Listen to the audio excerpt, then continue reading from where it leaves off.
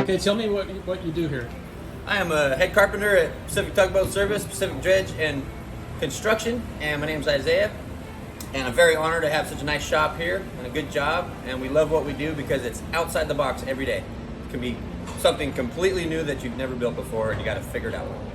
So we love it. My name's Jordan, and I'm the carpenter's assistant here at Pacific Tugboat. And here is just one of the things we do.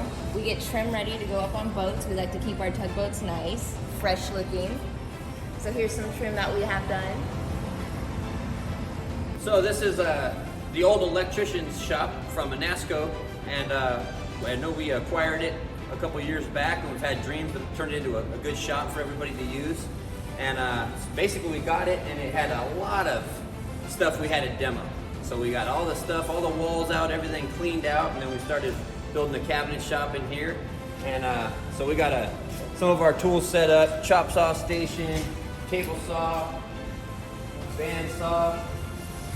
We have our flammable locker over there, our wood stack, all of our laminates up top. A lot of big pieces of mahogany that we make all our trim out of, and various different sizes. And then we have some tools we don't use too much.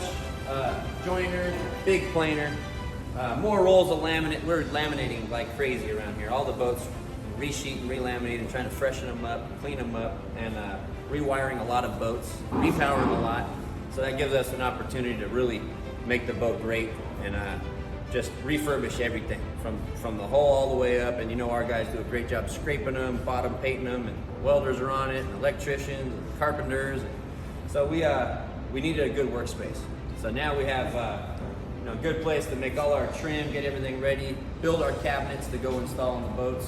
And recently just added some electricians that'll be moving in over here.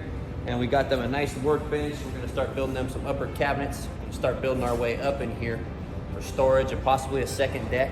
And we're just going to keep going. There's a nice office space upstairs and a large back deck that we have 2 wheelhouses on right now.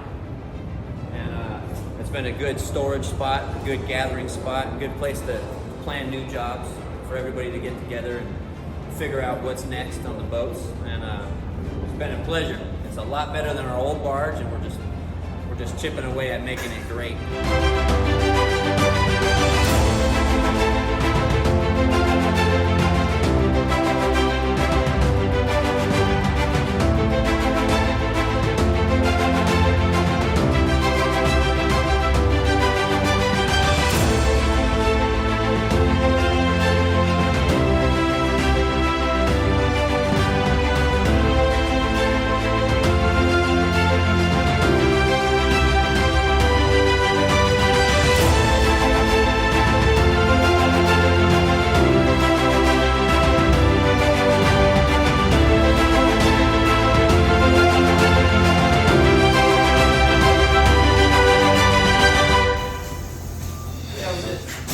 Just added all this in here, little area for the workers for lunches and lockers, and we got some fresh paint up, made a big table, kitchenette.